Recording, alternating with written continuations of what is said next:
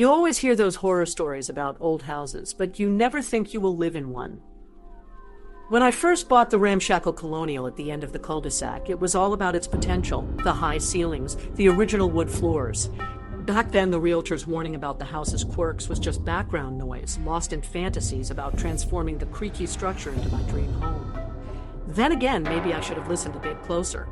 It started simply enough. I moved in during late autumn, when the days were getting shorter and the crisp air was settling in for the next few months. I started the renovations right away, painting the walls and replacing outdated fixtures with modern designs. Life was rolling along with pleasant routine until one frosty night when things took a turn.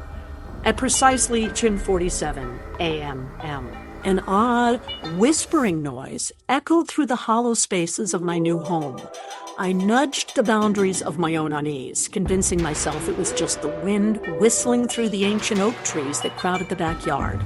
But the noise persisted, not like howling wind, more like a human murmur. I traced the sound to a loose floorboard in the hallway.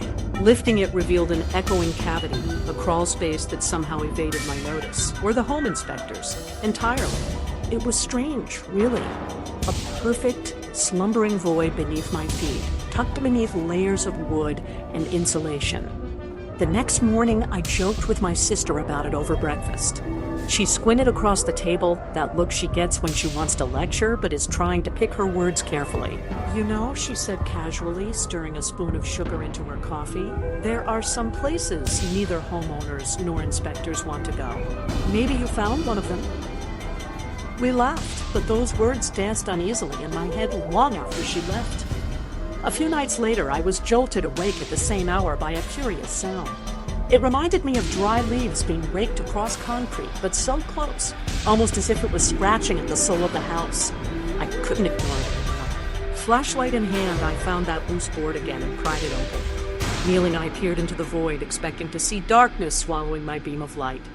Except instead of an empty hollow, I saw the glint of scratched metal and a mess of crumpled paper littering the dusty floor of the crawl space.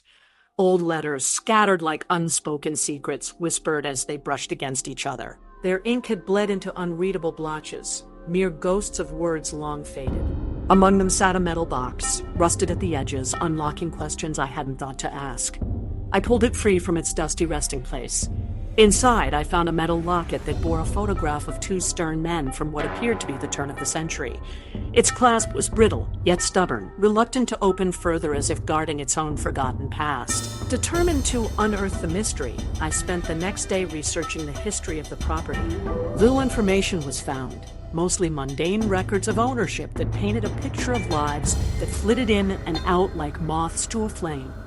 Until I stumbled upon a curious article from the town's archives, something about a long-lost family feud. The men in the photograph were brothers, twin specters of a tragic past. They were rumored to have vanished under contentious circumstances, right around when the mineral rights to this land became lucrative. The crawl space once harbored their fates beneath layers of earth and secrecy. As the truth unfolded, a cold breeze seemed to breathe through the house, untouched by the suffocating air of a closed-walled mystery turned long cold. That night, the noise returned, prompted, I imagine, by the fervor of my discovery. But this time, it wasn't wind or whispers. It was more familiar, almost empathetic, as if forgiving for years of neglect. It guided me to a new floorboard, freshly loose since I last checked. Under it, a time-worn key lay nestled in the dust, waiting for a chance to unlock what lay in the dark. As I held it, a peculiar peace settled around me. The house was still. For the first time, abandoned echoes did not return, only silence.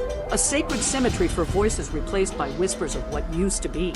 Now each time I walk through the creaky halls, I feel the subtle companionship of those whose secrets had been broken open, released at last like birds from a cage. And though the mystery of the house never quite leaves me alone, I realize the darkness was never meant to frighten, only pass on the tales of those who shared the same roof I now call home.